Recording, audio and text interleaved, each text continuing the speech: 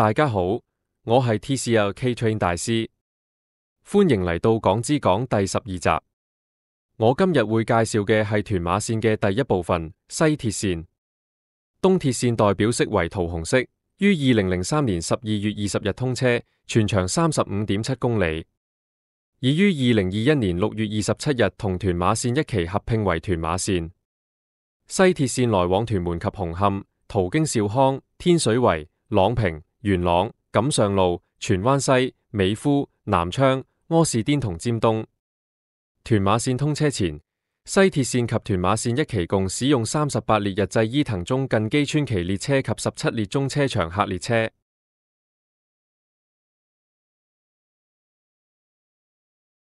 早喺1970年，社會上有唔少聲音建議當局應該盡早興建鐵路連接新界西北同九龍市區，以配合屯門、元朗同天水圍新市鎮發展。鐵路發展研究喺1991年展開，1993年完成。研究主要提出興建兩條重要鐵路走廊，其中一條係連接邊境同市區，途經新界西北部嘅西部走廊鐵路，計劃提供3種鐵路服務：過境貨運線、過境客運線，以及連接新界西北部同市區嘅近郊客運線。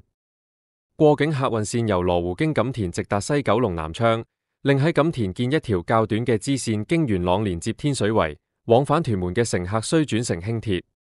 而遭立法局新界西議員、一班市政局議員同區議員不滿，並聯署要求延伸至屯門一帶。若鐵路由屯門北經地底進一步伸展至屯門市中心，需要額外建築費60億元，並且影響輕鐵客量。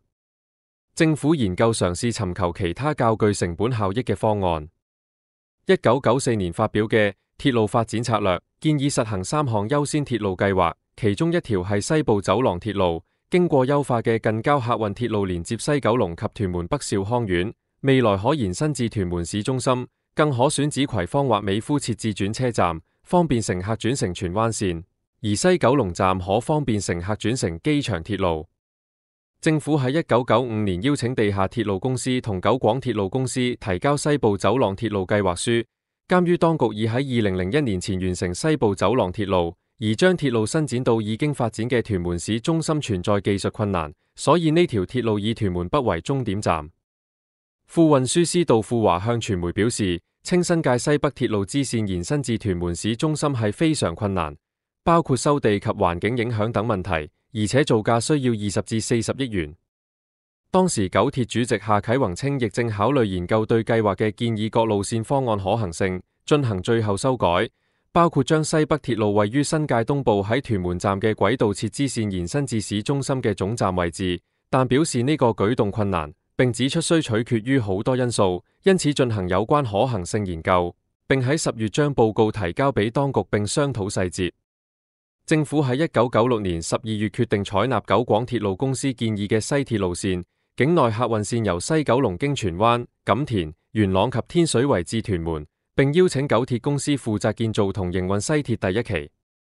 政府喺1997年7月25日同10月3日分兩個階段喺憲報公布西鐵第一期方案，至於過境客運同貨運線屬下一期工程。九鐵公司喺1998年4月獲得政府注資145億元，準備開展西鐵第一期工程。幾經多年籌劃，西鐵第一期屯門至南昌站建造工程喺1998年9月15日獲得行政會議批准，並喺10月動工，終於2003年12月20日下午2點通車。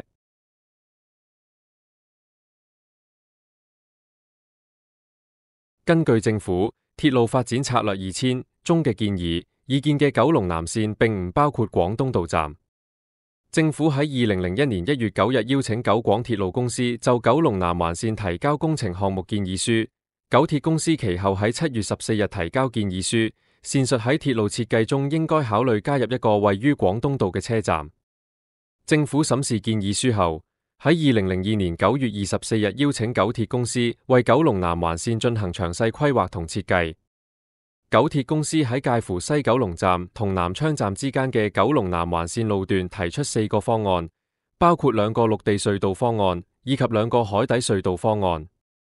不過，廣東道兩旁已經大廈林立，如廣東道站建造工程需同九龍南線項目工程一齊進行，當局就需收回數幢現有樓宇。廣東道站所帶嚟嘅邊際利潤相當有限。九鐵其後鐵路事宜小組委員會匯報九龍南線嘅進度，並交代各自興建廣東道站，